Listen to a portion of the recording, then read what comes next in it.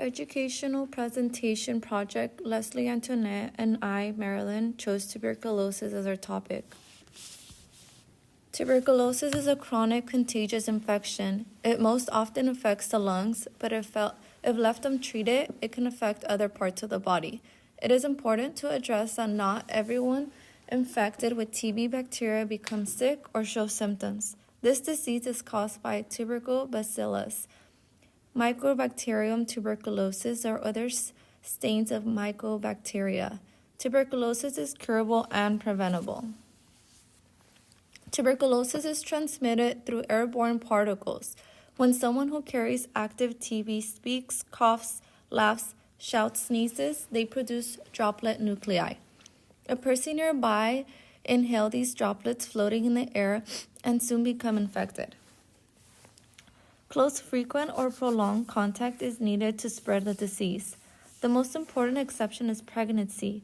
The fetus of an infected mother may contract TB by inhaling or swallowing the bacilli in the amniotic fluid.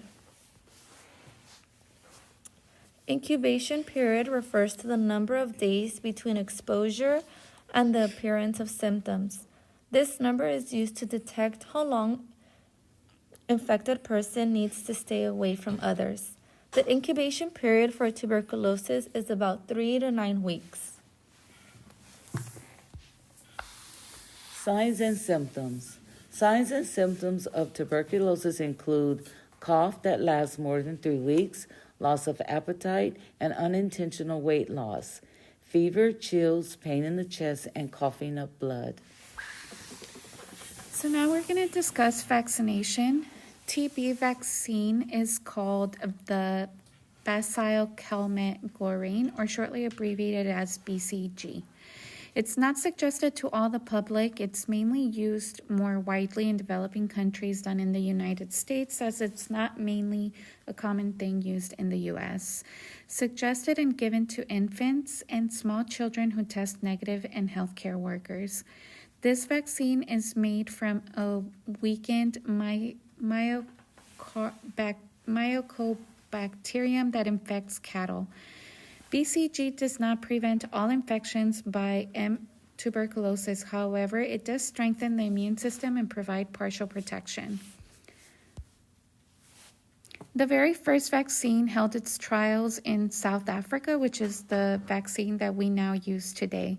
The trials that were made later on, there was a second vaccine trial held in 2013 and 2015 to try to improve the original vaccine. The trial vaccine is now known as modified vacina.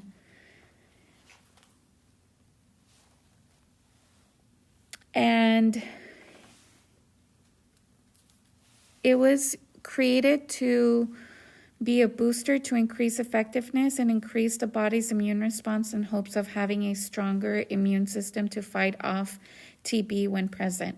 After 2 years of research, the MVA-85A was not up to standards and therefore was not able to be released since the effectiveness was not up to par. So there are two main types of TB tests that can be done, the TST type on the left and the TB blood test on the right.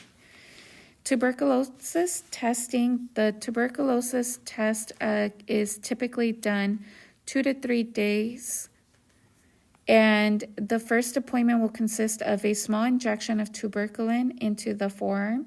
2 to 3 days after the injection, if a small hard bump appears on the skin, the test is typically positive if there is a raised lesion.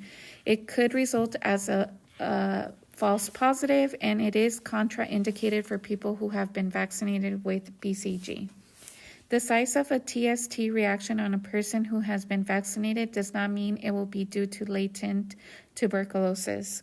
If a person is already vaccinated and has a positive result for TB, that doesn't necessarily mean that it's positive, as it could be a false positive due to a reaction being caused by the BCG vaccine.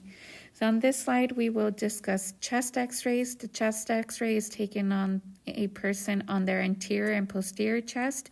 This is used to determine if there are any abnormalities and can identify any lesion in the lungs.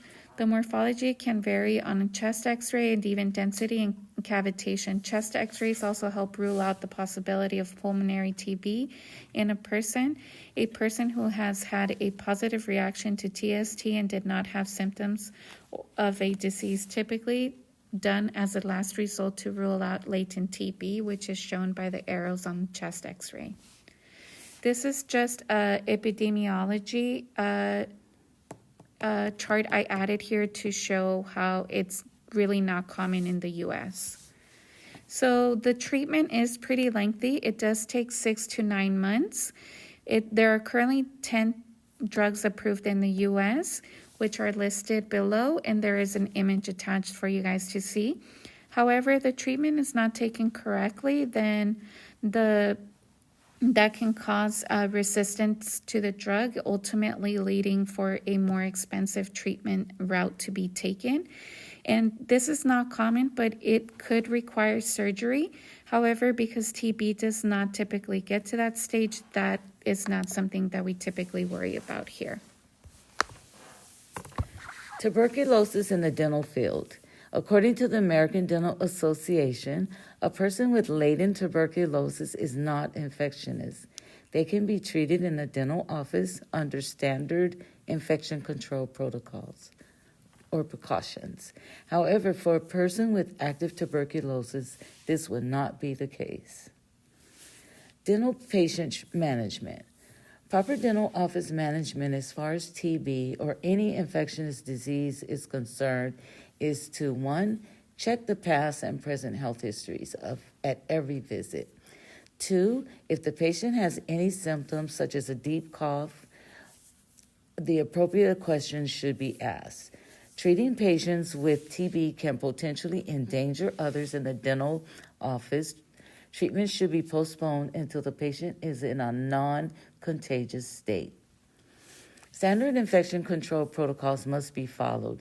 When cleaning treatment rooms, we use wipe, discard, wipe technique. The second wipe is left to air dry and kill any remaining microorganisms. Additional steps can be taken by the installation and use of high-efficiency air filters or ultraviolet germicidal irradiation systems. The dental staff should replace their surgical masks and instead wear N95 masks. Here are the references we use for our presentation. We thank you very much for your time.